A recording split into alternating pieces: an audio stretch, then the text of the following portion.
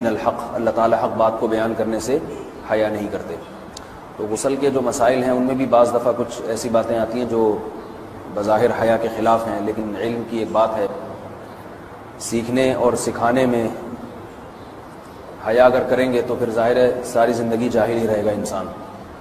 اور غسل کے مسائل سیکھنا اس لیے ضروری ہے کہ غسل جب فرض ہوتا ہے تو جب تک مکمل غسل نہ ہو آپ کی نماز ادا نہیں ہوتی۔ رسول اللہ صلی اللہ علیہ وسلم نے فرمایا الماء من الماء، حدیث ہے کہ غسل فرض ہوتا ہے خواہش نفس کے ساتھ جسم سے منی خارج ہونے سے۔ مرد پہ غسل کب فرض ہوگا؟ جب اس کے جسم سے شہوت کے ساتھ منی خارج ہو۔ منی بالکل سفید رنگ کی چیز ہے، ایک ہوتی ہے مزی۔ شہوت پیدا ہونے سے اگر کسی کے مرد یا عورت کے صرف رطوبت خارج ہونا شروع ہو گئی اس سے غسل فرض نہیں ہوتا۔ جب تک مکمل شہوت پوری نہیں ہو جاتی اور مادہ منویہ خارج نہیں ہو جاتا، چاہے احتلام کی صورت میں ہو یا کسی بھی طرح سے ہو۔ مردوں کے ساتھ چونکہ یہ بہت زیادہ ہوتا ہے، نائٹ فال کی صورت میں مردوں پر غسل کی یہ صورت بہت زیادہ فرض ہوتی ہے۔ جیسے ہی بلوغت ہوتی ہے تو احتلام شروع ہو جاتا ہے، ہفتے میں 1 دفعہ 2 دفعہ 3 دفعہ، بعض نوجوانوں کو روزانہ بھی 2 دفعہ ہوتا ہے، جبکہ خواتین میں یہ والے غسل کی صورت بہت ہی کم ہوتی ہے کہ ان کو نائٹ فال ہو یا اس طرح سے غسل فرض ہو۔ ہزاروں میں کسی ایک عورت کے ساتھ ایسا ہوتا ہے۔ ایک صورت تو یہ ہے غسل فرض ہونے کی۔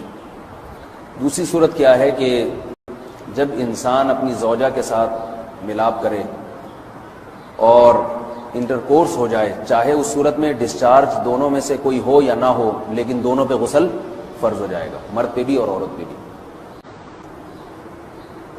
یہ تو مردوں کے غسل کے فرض ہونے کا۔ مردوں کے غسل میں ایک چیز یہ بھی ہے کہ اگر آپ نے رات کو نیند کی اور صبح آپ اٹھے اور آپ نے کپڑوں پہ نشان دیکھا، اب آپ کو یہ پتہ نہیں چل رہا کہ یہ منی کا نشان ہے یا مزی کا ہے، تو بھی آپ پر غسل کرنا فرض ہے۔ یہی سمجھا جائے گا کہ یہ آپ خواب میں ڈسچارج ہوئے۔ عورت پر جو غسل فرض ہوتا ہے ایک اور صورت میں ہوتا ہے کہ جب خواتین کو ایام آنا بند ہو جاتے ہیں، حیض یا نفاس سے جب پاک ہو جائیں تو بھی ان پہ غسل فرض ہے۔ یہ تو غسل کی فرضیت سے متعلق احکام تھے۔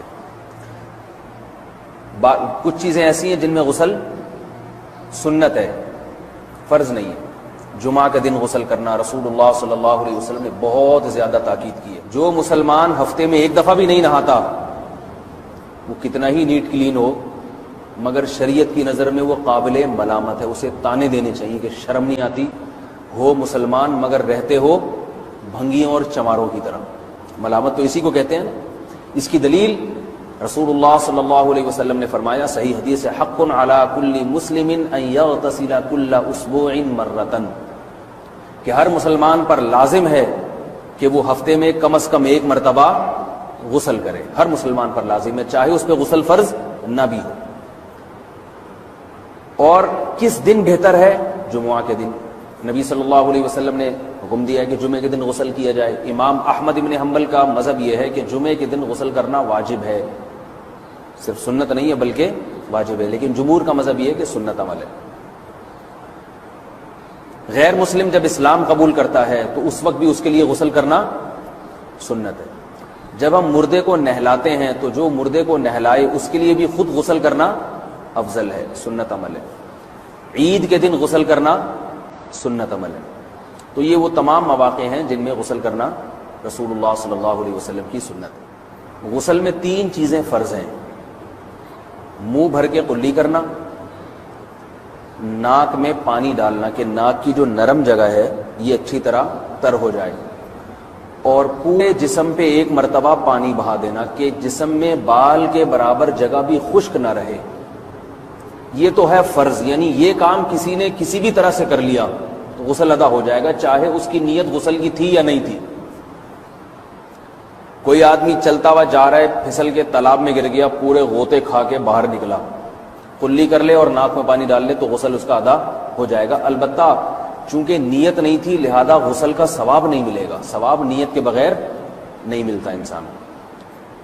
دلائل اس کے الگ موضوع ہے کہ اس کی دلیل کیا ہے کہ بغیر نیت کے بھی غسل ہو جاتا ہے، لیکن میں نے بتایا دلائل کا سیشن نہیں ہے، اس میں پھر بات لمبی ہو جائے گی۔ تو یہ تو ہے فرض، پورے جسم پہ پانی بہانا کلی اور ناک میں پانی۔ سنت طریقہ کیا ہے؟ رسول اللہ صلی اللہ علیہ وسلم غسل کیسے کرتے تھے؟ سنت طریقہ جس پہ جو اختیار کرنا چاہیے وہ طریقہ یہ ہے کہ جب آپ غسل کے لیے بیٹھیں تو سب سے پہلے وہ جگہ دھوئیں جہاں نجاست اور ناپاکی لگی ہوئی ہے۔